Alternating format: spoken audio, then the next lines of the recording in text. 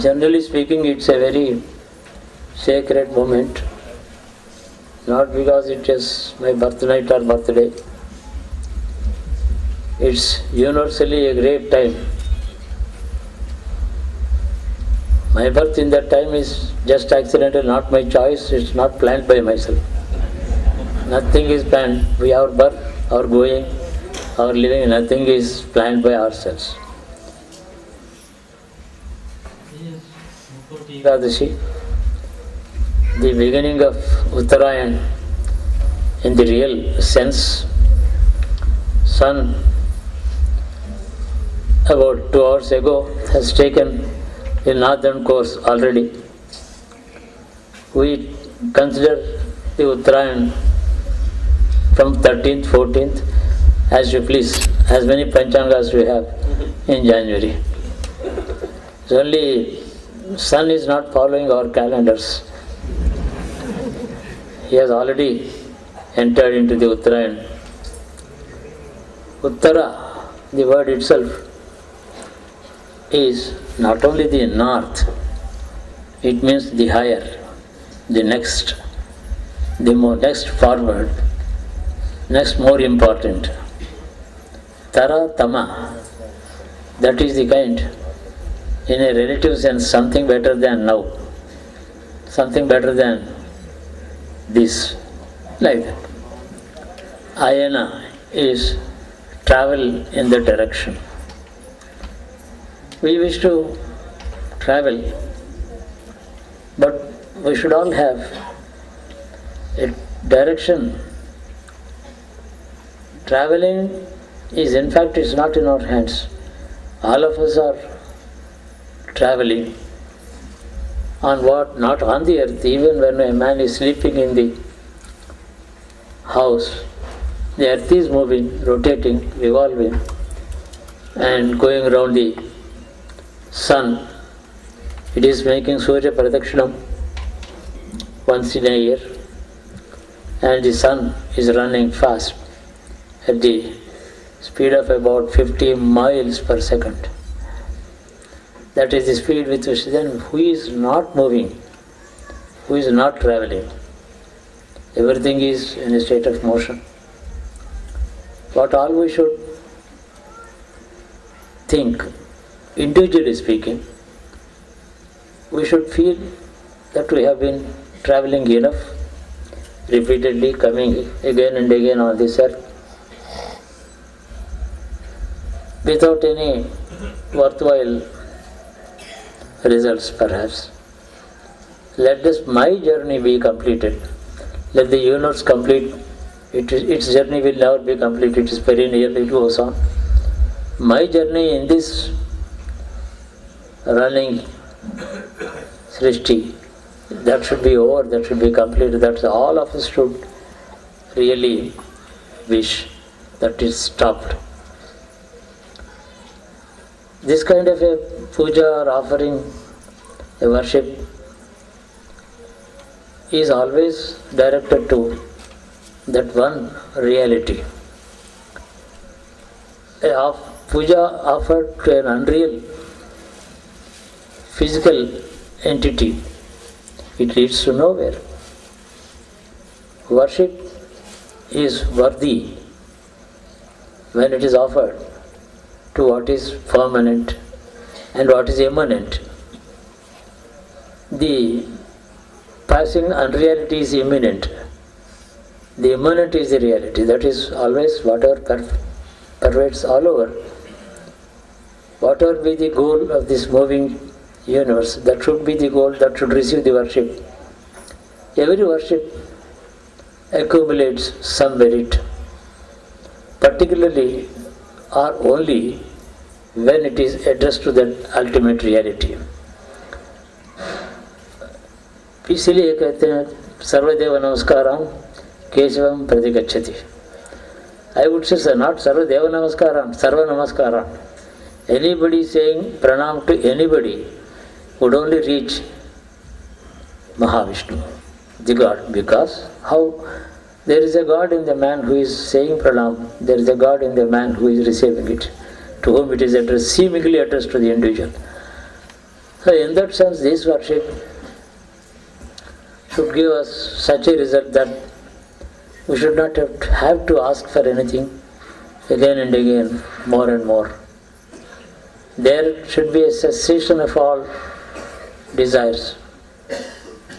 That is possible only when all the achievable, possible achievements, achievable goals, whatever they be in a man's life or lives, is finally achieved. Till then, these desires, incomplete halts of the journey, that continues. It's a perennial phenomenon. This is a great time when even a moment's meditation or worship or prayer can yield great results, which is why the effect of the prayer depends on the moment and the force, the truth to which it is addressed. There are two things. Third thing is this real sincerity in praying.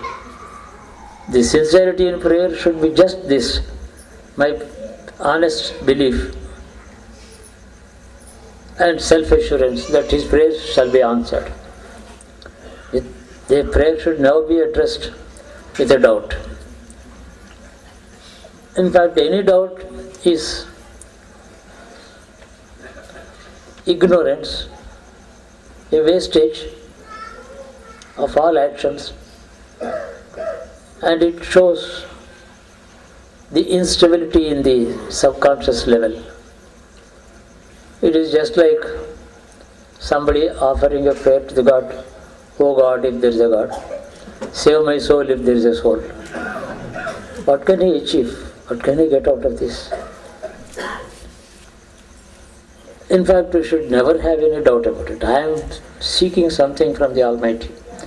Who is responsible for the whole universe moving? In what direction, where, I do not know. But my coming is not in my hands. I have come here. I may go, I do not know when. Why I have come here, I do not know. But enough, the elders have given us a tradition of prayer to the God in our Hindu Dharma, let me say, or for that matter any other religion you may mention. Prayer is addressed to the God, the Creator, they call Him. The Master, somebody call Him. The Maker of destiny, somebody says. The Protector, somebody says. Any description, any kind of epithets, any number of epithets, hold good in this case. With this description of that Almighty, why should we have any kind of a doubt whether my prayers are going to be answered? There should be no doubt at all. Look at the whole world around us. Is there absolute happiness anywhere? No. Is there absolute sorrow only anywhere? Even that is not there. Due to the Mishra karma of the human being, a mixed karma, Mishra is mixed karma of the past, man has enough of suffering, enough of happiness also. The fleeting happiness, like the lightning, makes us expect to come again and again, waiting in the darkness all the time. We keep waiting in the darkness, waiting for a lightning. It is just a fleeting moment. You can't even hold on to it beyond the time of a batting of an eyelid. These things are very clear. We have to realize these things. And for this reason, neither there is enough reason to celebrate 80 years or 180 years, nor there is enough reason to feel depressed about having lived 80 years. It's not in our control, it is not at our beck and call. We are, as we all know, we are creatures living through the results of our karma, most of the time helplessly. But this situation can be certainly improved. We can tide over this kind of a meaningless existence by applying our mind, our subconscious level up to that depth, to that Almighty. Make my life, make my time, make my present and future meaningful. That is the correct word. Whether you call it moksha or happiness in heavens, or very long life with all happiness and pleasures on this very material earth, all that is not necessary to go on describing. Let there be some meaning for my existence. That meaning, whatever the word means to him, will be applicable to you. How he thinks your word is to be taken, he knows that he will give you what is exactly needed to you, for you. So, without even defining the meaning of the words that you use, leave even the meaning of the words that you use to him. That is exactly what is meant by surrender. Surrender is not expectation of the results for praise. We pray for this or that. It may sometimes yield the good results that we expect, we desire, sometimes not. All results of prayers, denial also is a result of the prayer. Granting is another form of result of the prayer. What you ask for is denied, what you ask for is given. Both ways, he is the doer, he is the responsible force. Somebody says, I have been praying, God has not listened. That is wrong. God has listened to you and decided not to give you. It is his decision. Any decision of the God must be definitely good for you. Therefore, even not giving you what you have asked for, having received your application, he has decided not to give you, which is your fortune. Not getting exactly whatever we have asked for is another grace, kindness, protection. It is his mercy that he has not given it to us. He knows what exactly is good for the individual inside you. The rest of it, what is good for your body, good for your mind, good for your senses, good for your family, household and these things, all of them need not necessarily be. So there is a vertical division of the divine forces. The gods, as we call them, higher level beings, they would grant you what has been asked for. But most of the results are related to your material being, emotional being, intellectual being, your associated being, your associations. To them, whatever you ask for, that they are given. That is exactly what the Rakshasas got from the divinity. They looked at the divinity as one of the many forms, or one among the many forms. They did not apply to the totality of that entity which is called God. What we say, it's one God, totality of all gods, all beings, all material worlds, all put together. They did not apply. Therefore, they never approached the God at all. They approached only Rudra against Vishnu. They approached Vishnu against Rudra. They approached Brahma against Shiva. So when did they approach the God at all? So certainly they got whatever they wanted, resulting in only the self-destruction and evil suffering to the entire community around. When we address the Almighty, He is one force. Just only one kind of a prayer, meaning, let my being be meaningful, my existence on the earth. If it is existence, it is like the mountain and the tree.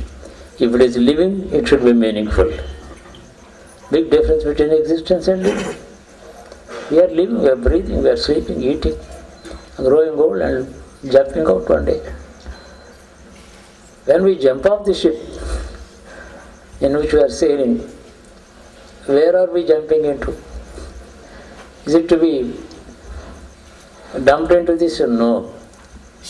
It is definitely the end of it should be the end of the incessant sailing we have been indulging in so far. There should be an end to this. Then the word meaningful is meaningful.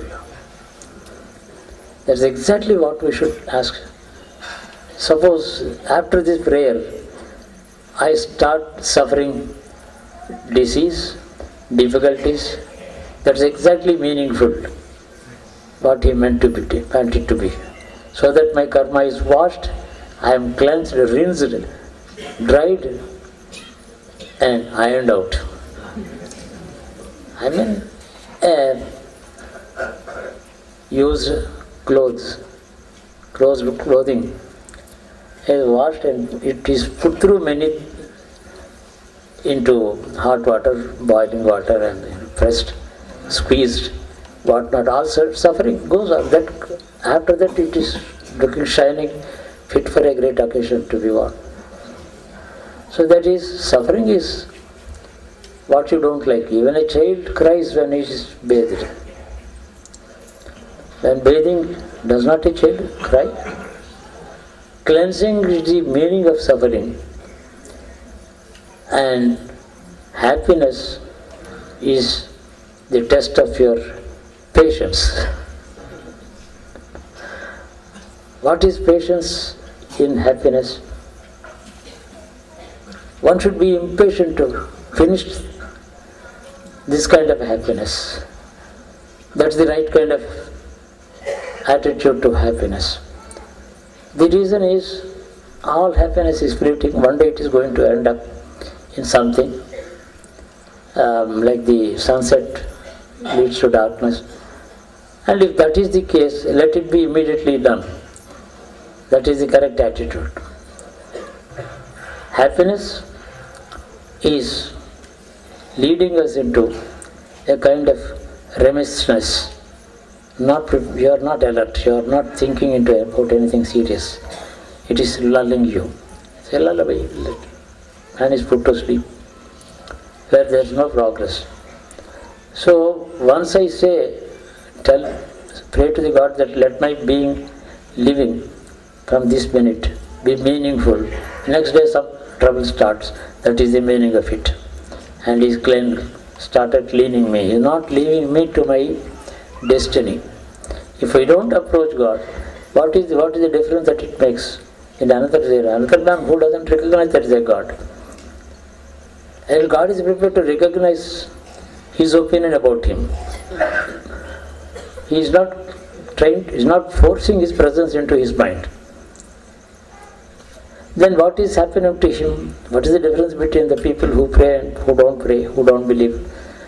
If you don't think of God, you are following your destiny. Think of God, your destiny has entered into a contract with an additional new, more powerful force than all your karma put together. That is a million, trillion times more powerful than all your past karma put together. So that is the kind of relation that washes off your past karma, puts you on the real track and making your existence or your living meaningful. Otherwise, we exist like the trees, the rocks. There is life inside the atom, and a combination of molecules doesn't seem to be living. Life is hidden in the fundamental unit. In the togetherness, apparently there is no life. Similarly, all humanity put together is a kind of a moving single entity without any individual meaning, man to man, animal to animal, tree to tree. No individual meaning is there. So in the cosmic economy, in the economy of the creation itself, we are not really something that matters. But we do matter for ourselves, to ourselves. We are important to ourselves. Every man, I am important for myself. When I apply to the God, make my life meaningful, I am asking Him to take me away from this totality of cosmic mechanism in which I am nobody. Even while existing, I am nobody. Even while living, I am nobody. I am nothing. So let this nothing become totally nothing, absent from this world. This is another way of describing so-called moksha or the great absorption. We should always think of the final absorption. At any moment it can happen. We don't have to go through the karma in many future births. Many births are bound to be there if we don't contact Him. There need not be any more births if you contact Him. What is to be done? Only apply your mind, subconscious and conscious level. Manas, buddhi, chittam, ahankaram, and the nenu, I. The levels of consciousness, they all should be surrendered before Him, making my living meaningful, which means the meaning that you put into my existence. That's all about it. And these are the great moments in every year, the solar year. What is our Ayurdayam so-called longevity? We call nothing but the number of circumambulations that the earth is making around the sun. How many pradakshinamas have you done after the birth? Suppose I have 80 years. That means I have not lived 80 years. The earth took me around 80 times around the sun. When did I live? When did I grow? Was it by my volition? Did I want to, or could I stop growing, or did I want to grow? So you are a creature that way. Therefore, these peregrinations, these circumambulations, the pradakshina on the earth, we are sitting on the vehicle, it is going down. And the vehicle swallows. It gulps one day. The vehicle goes on. So let this be, the journey be completed if it is a journey. If it is a meaningful, if it is a meaningless existence, it should immediately stop. If it is a meaningful existence with whatever be the purpose we have, it should continue. This is, in other words, called Tadadhena Vritti in Vedanta Shastra. Tadadhena Vritti means I am at His disposal, so I don't have to ask Him. No. Since I've realized that I am at His disposal, at His behest, all that is happening to me and around me. So now I apply to Him. It is at your behest I have been living, I have been coming and going, I have been experiencing so many things, good, bad and things like that.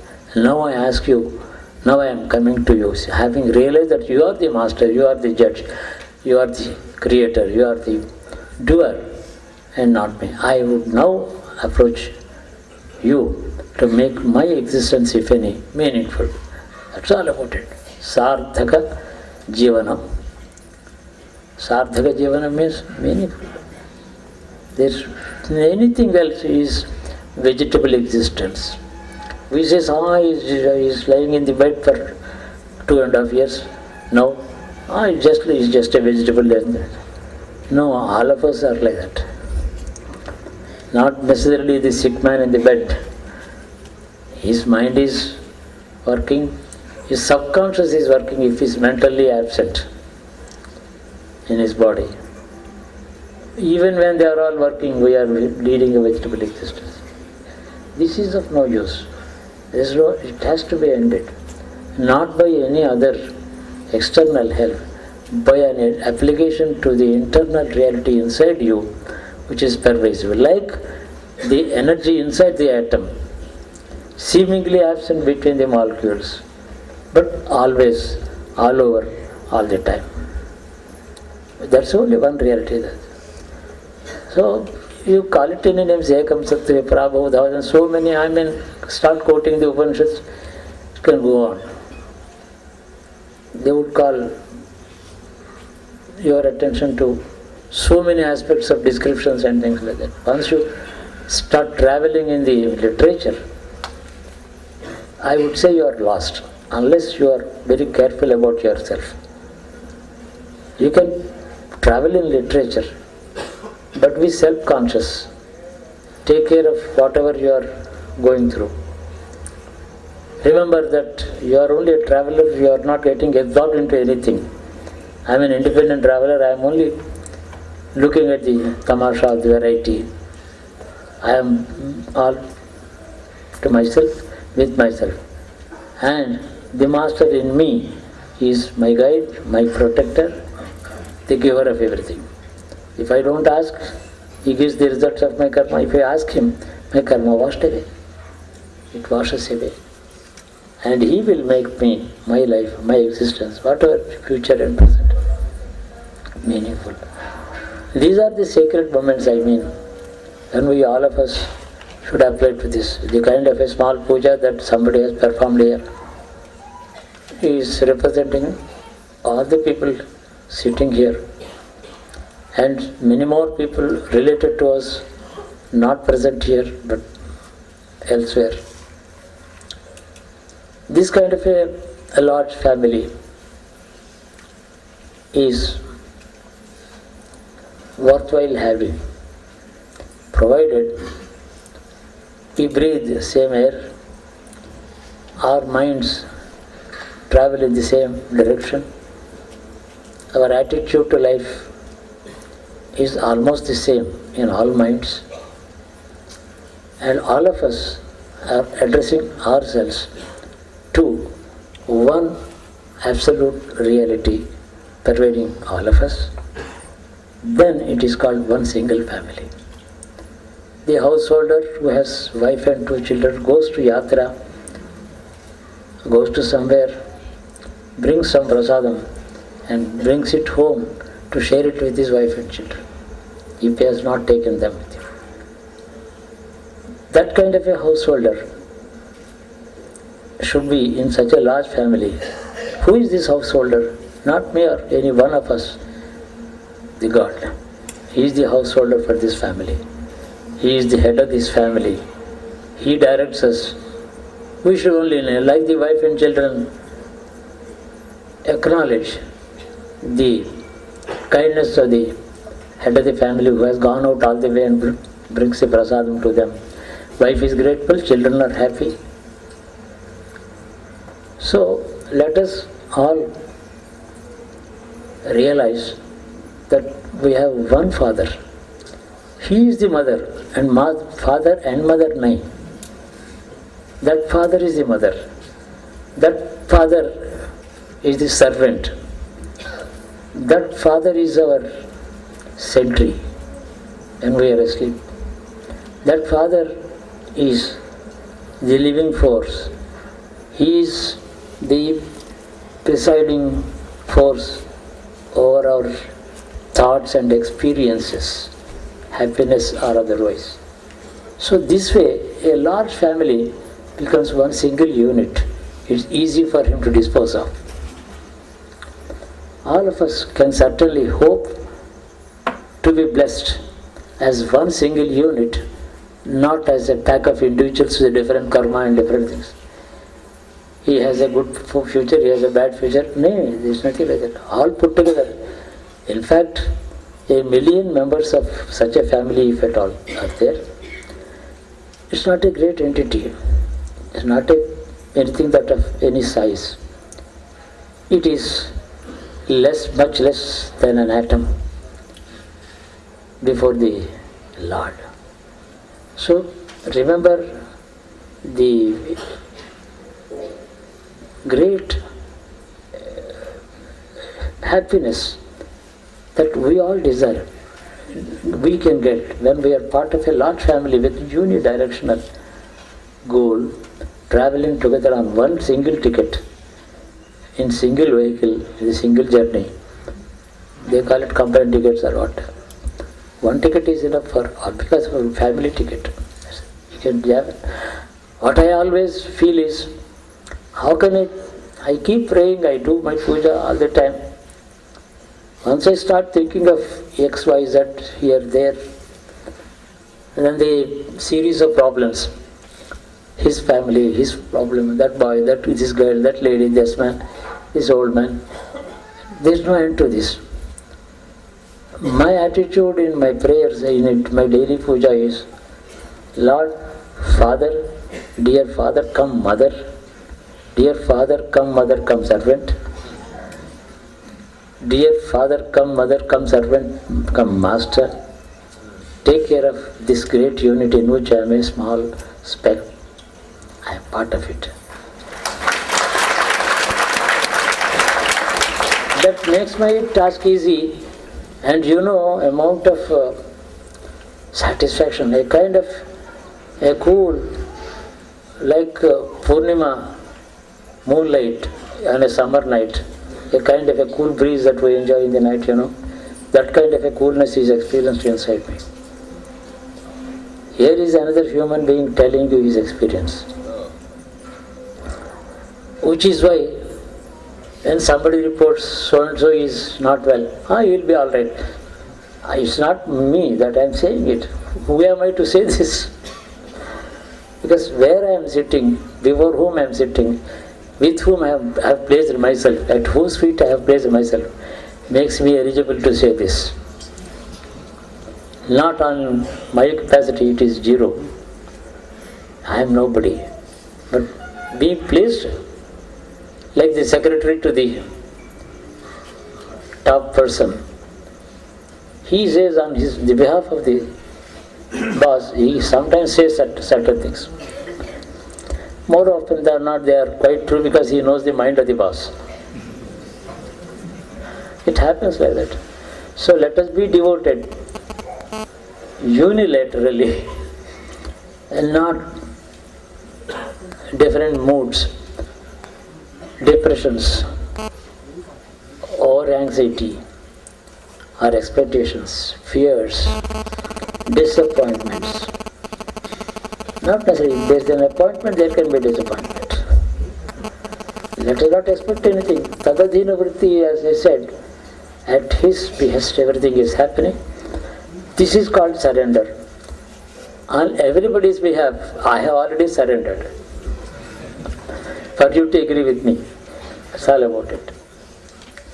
I am honestly saying this from the depths of my being, with all my heart, with all my unified love and concern for all this family.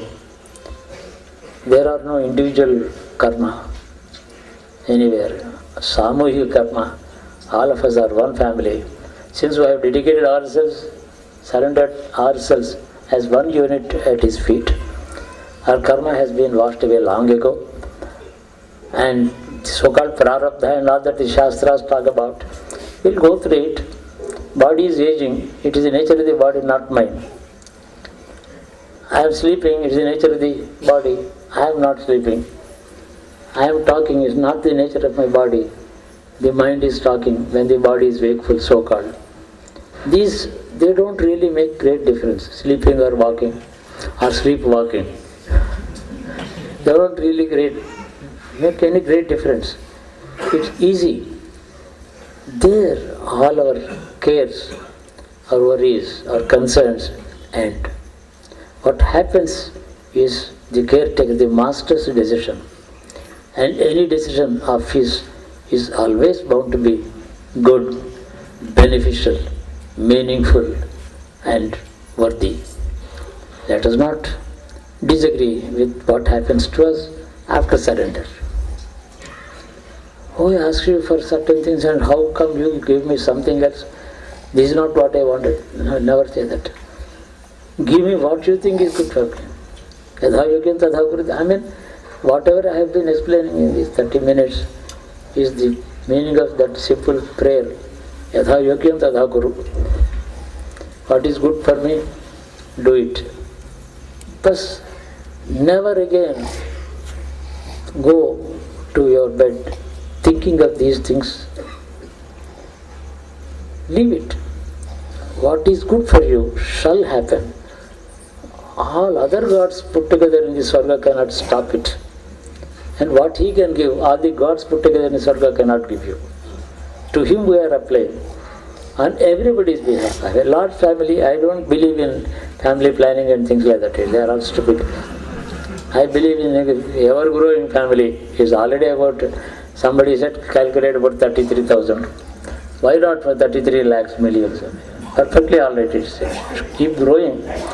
And it's such a large family is perpetual. It's perpetual. It doesn't stop. That is the kind of, in this way, what yogi calls universalizing. He has universalized his consciousness, they say.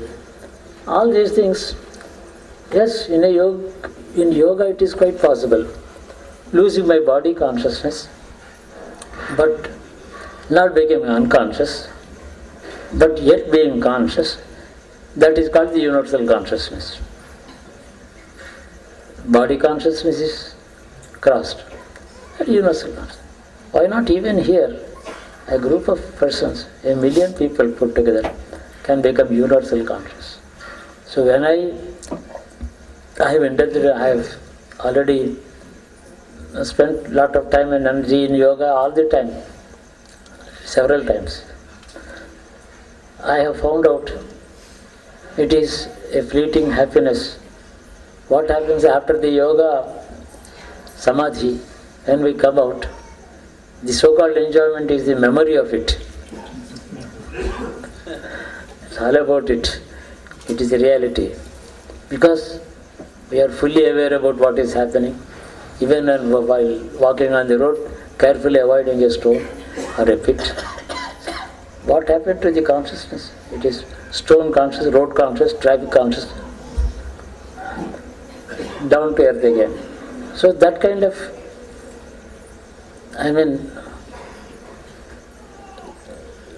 finding happiness in memories, even that is not necessary. Finding happiness, peace, contentment in the very fact that we have already surrendered ourselves. What shall happen from tomorrow? Whether my travel plans go berserk and they go disarray, or they are sticking to the time schedule, both are good. My missing the flight is good, catching it is good. My not being able to reach in time is very good. Reaching in time is also good. Kind of an attitude. This is how, in this manner, this is how people have conquered what we call death. Death is nothing but continual consciousness of the unhappy things of life. An unhappy state of mind is death. Please think about it. Death is not that event when the soul is going out from the body. If that is only the so-called soul leaving the body, it is only a kind of a physical pain. Normally physical pain is so intense at the time of so-called death that he has no time to grieve. You see, in normal conditions, in tolerable pain, we cry also because the pain is tolerable. Intolerable pain, there is no time to get sad about it also. These are all facts of life. We should always live in a sense of security. Well, country security, internal security, they are all the game that we play. We are neither the masters of the results. We do something, think of the country and other things. But what I have try to express in my own insufficient language is what our ancestors, the rishis, the sages, the great philosophers who have realized, seen face to face, talked with the God, what they have asked us to live like. This is my understanding. I found it to be. I left it open for correction before him. He didn't correct. Therefore I am right. It's all about it. If I am wrong, guide me. If I am right, don't appear before me. I will. Your silence is my approval, is your approval of mine, and I feel secure. It has been my repeated experience all the time. Yes, memories and go back. But they are not very materially important. Ultimate meaning of all life, of all people is if you ask the God to make it meaningful, it is meaningful. And He doesn't wait for you to keep on praying every day for 40 days like Vratam and others. No. One single prayer is enough, and enough is enough. You don't have to go repeatedly apply like an application to the collector. No. It's one application, one. But that minute onwards, if you doubt, that means you have not sought that favor properly. Seek it. 79 years or 97 years, it's just the same. Then we have no choice. One cannot stop growing, stop aging. Well, what is not in our hands, what is there to celebrate? If you have, won a gold medal in the Olympics, it is something to celebrate because you have played the game, you got it. Living 79, is it somebody's achievement? What is it? It's not a performance. No performance is involved in this. No efficiencies, no planning is involved. What is like the sunrise and sunset, over which the sun himself has no control. So when sun is not celebrating his trillions of years of existence, why should a small human being celebrate anything like? But it is an occasion to meet a loving family, a large extended family, and exchange notes. Because you make me sit and talk to you. All of you don't talk to me. That's it. That is my enjoyment. I don't have to listen. The freedom given to me to talk. That's my privilege. It's all about it. You can all improve upon my thoughts, but yet make this point very clear. Ask the father, the mother, the protector, the servant to make your life meaningful. That's my message. And then this country that you are going to still live in, for some more decades or whatever, it shall be better. It's going to be better.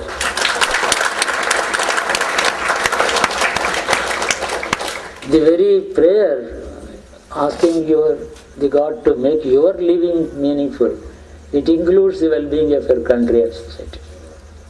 Then only our existence is meaningful. It includes it. Take a lot of your time for rest. No, rest is all rest. What to do? When we want this country to be really having a meaningful existence in the economy of the world, we will do what is proper. But stick to the ancient values. They are values, forever values, eternal values. They don't need amendments. They are not changing theories like the sciences. They are evolved, not evolving. So we'll remember the words of our great men of the past and then follow. Let them guide us. The rishis, whether Vishwamitra or Vasishtha, they are not dead. Physically they have left their bodies on the earth, but along with the body they have left behind them a great wealth of their tapas as our wealth on the earth for us. But they are there. The Brahmandas, the structure of the universe, according to our Siddhanta, is their abode is below that of Brahma. That is why we say Brahmanebhyo Bhirugyata Gachide Vidhaskam. When we invoke Gayatri comes from Brahmaloka to us, but at the behest of these Brahmanas. Brahmanebhyo Bhirugyata, the rishis, below the Brahmaloka. That is what it means. I think I am clear. So they are our caretakers, well-wishers, they are forever totally knowledgeable. We'll try to follow as much as we understand and as much as we can. With this fundamental prayer, then you get a kind of an efficiency which you have never thought of in your life. There are no miracles. Our existence itself is, without our own knowledge, is itself a miracle. Without knowing where and from to where, is that not a miracle? Sunrise is a miracle, sunset is a miracle. There need not be any kind of silly small miracles anywhere in our life. Let us not look forward to that. Shubham Bhuyat, Sahana Votu, Sahana Bharattu, Savyajam Garavavahi, Tejasvinavadhitamastu, Mahavidvishavahi. Sahana Bharattu, let us eat together. What does it mean? Not this kind of a dinner that our cooks have made. Our karma. Our karma, the results of our karma should be shared equally. His bad karma, I will share. My good karma, if any, he will share. Savano Bharattu. That is what it means. Avasya Anubhoktam Swayam Karma Subhasana. That is Bhoktam. Bhoktavyam. With this universal meaning, let us chant these words occasionally. Subham Bhuya, Subham Bhuya, Shivarachatu. Mama Deva, Tvameva Sarvam Mama Deva, Tvameva Sarvam Mama Deva, Dharmasya Jayostu, Adharmasya Nashostu, Pranisa Sandhavanastu, Vishwasya Kalyanamastu, Sarve Janas Sujano Bhavantu, Sarve Sujanas Sukhino Bhavantu, Hari Om.